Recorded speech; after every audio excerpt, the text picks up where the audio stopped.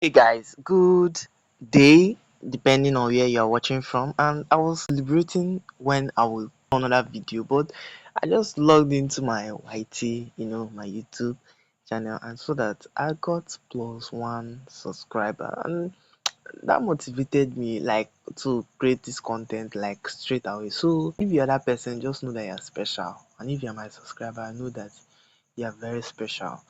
And for those that will subscribe after this video, Jesus, that is a lot of motivation for me.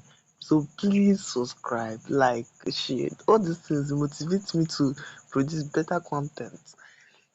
So now, this is a continuation of the Tactics series, and it's white that is winning, not black. Thank you. Tactics is none other but to capture the rook with your bishop, and in this position, white can capture back with the knight, and this is how this knight is trapped. It cannot go to d8 because your rook covers there. It can't do anything. The only square he has is c5, and you can block that square by playing this move. And now the only option is to attack the bishop with your knight. Notice that if you attack the bishop with your knight, the pawn, and he moves back, then this knight is actually free. So in this position, you capture the pawn, and the king is on check. If you go into this variation is even better for black, as you play pawn to d7 and you block the bishop, and after all the said and done and the done and said, it's black that is now dictating the game. Notice how the king is cut off. So going back, if the knight doesn't capture the bishop, stopping the check to the king, and he decides to move the king, yeah, you can just go back. Black is actually doing fine and will win the game by all means. Over to the next tactics. Now, in this second tactics, this tactics is actually a unique one, as if you thought about here white played pawn to g3, and if you thought about the move I thought about at first, then obviously you lower rated player like me. So the first move I thought about was this. It just a normal looking move, improving the position of your knight, of your queen, hoping to, if white captures the pawn, they can capture back and blah blah blah blah blah blah blah blah blah. All this sort of stuff. If when I looked at this position closely, I noticed that bishop, the queen, and the rook are aligned to one diagonal and can be exploited. Now, I first of all started by capturing the bishop, and the moment the white queen captures back, this has to do with the theme of attraction. I attracted the white queen to the d3 square, and I'm still going to attract it to the e4 square. I will capture the pawn on e4, again attacking the knight. So if the queen moves back, I capture the knight for free. And if he captures back with the, if he captures the pawn, then you bring your bishop, skewering the queen and the bishop, and this has to do with the theme of attraction, and I'm sure that you can win this game from here. Over to tactics number 3. Okay, just for those that can't hear me, rain just started falling, and that's not a barrier. I must still create this content. So please forgive me if I'm not that edible, and if I'm ever edible, please enjoy the content and like, share, and subscribe. Please, it motivates me to become a better YouTube subscriber. Like, wouldn't you want me to get monetized? I mean, come on, it's hope for, right? So in this position, like, white got ambitious to be a pawn up and captures this pawn, and he overlooked something. His idea was, okay, fine, the bishop is attacking the knight and the queen is also backing it up, so if black does nothing, he can capture it. But come on, this is chess.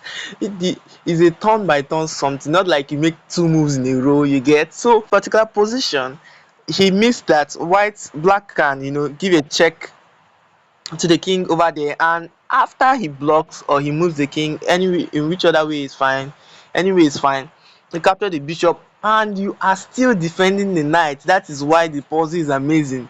You capture the bishop and you are still defending your own knight, and after you trade blah blah blah blah blah, and you are good to go. Like, black is winning this position, and I'm sure you can win it from here. So it's obvious that in this position black played the knight here, and it's obvious that this has to do with an attack on the king.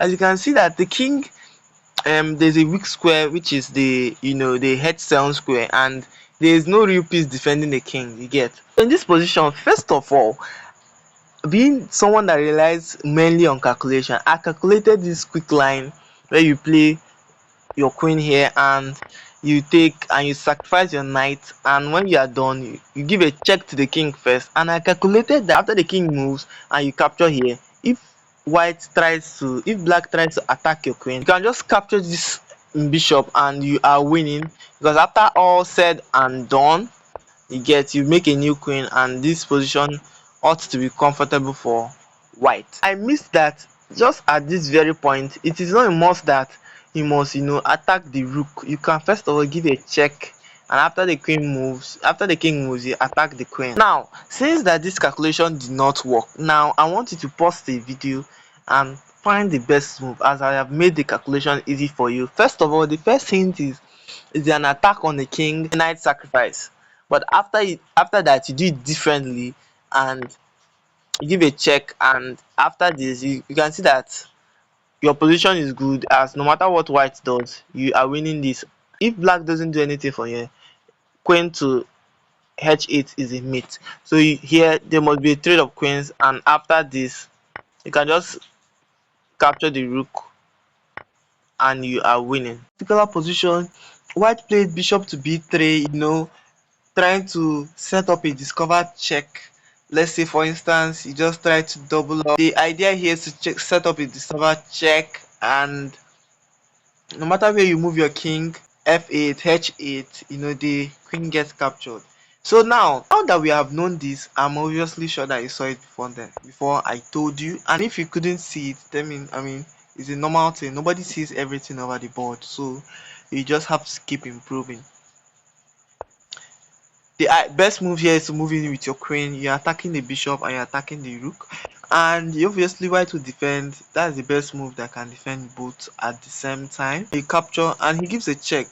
Now you must not move to f8, as moving to f8 is making the game a draw and you're losing your advantage. So you move to h8, and after everything, black is better,